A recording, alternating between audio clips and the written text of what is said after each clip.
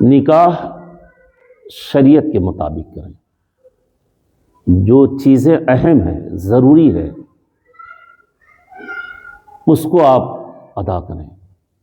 فضولیات، نئی چیز نکاح میں شامل نہ کریں۔ خدا را حشر میں رب کی بارگاہ میں آپ کو جواب دینا ہے۔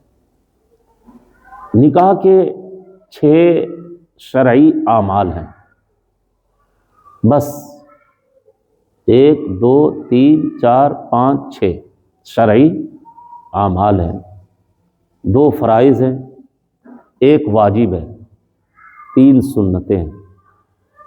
اب بتائیں آپ کو اس کو الگ الگ کر کے، ایجاب اور قبول یہ 2 ہو گئے فرض ہیں، اور ایک جو واجب ہے جسے مہر کہتے ہیں، 3 سنتیں ہیں، خطبہ نکاح، تقسیم چھہارا یا کھجور یا میٹھی چیز، یہ ہو گئے 2۔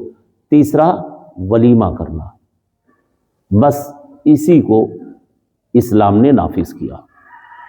اور ہر مومن، ہر صاحب ایمان، ہر مسلمان کو چاہیے کہ ان 6 چیزوں پر عمل کریں اور نکاح کریں، تاکہ دنیا کی تمام بڑی یا چھوٹی گناہوں سے اللہ ہمیں نجات فرما دے گا۔ جب ہم کوشش کریں گے بچنے کی، تب جا کے یہ کامیابی ملے گی۔ نکاح کو میں نے بڑا مشکل بنا دیا ہے۔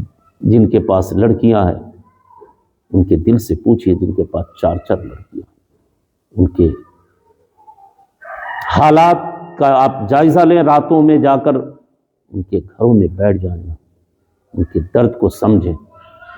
رات ان کی ماں، ان کے باپ غم میں گزارتے ہیں، اور تکیے پہ آنسو کے قطرے گرتے ہیں جب پڑوسی میں 40 سے 50 اسکارپیو سے لوگ بارات جاتے ہیں، 5 لاکھ 10 لاکھ روپیہ ڈیمانڈ کرتے ہیں، 4 ویلر 2 ویلر کی فرمائش کرتے ہیں۔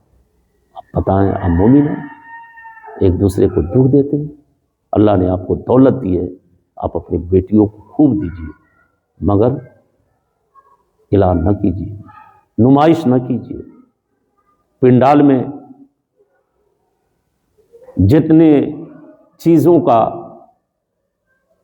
استعمال کیا جاتا ہے اور دکھایا جاتا ہے کہ یہ اتنے لاکھ کا پنڈال ہے، اور یہ چیزیں اس میں رکھی گئی ہیں، اور یہ نمائش کے طور پہ یہ واشنگ مشین، یہ فریج، یہ کولر، یہ ٹی وی، یہ طرح طرح کی یہ گاڑی، یہ برتن، یہ ہیں عورتیں، اور یہ بستر، یہ 2 10 لاکھ 5 لاکھ تک کا بیڈ اور صوفہ دکھاتے ہیں۔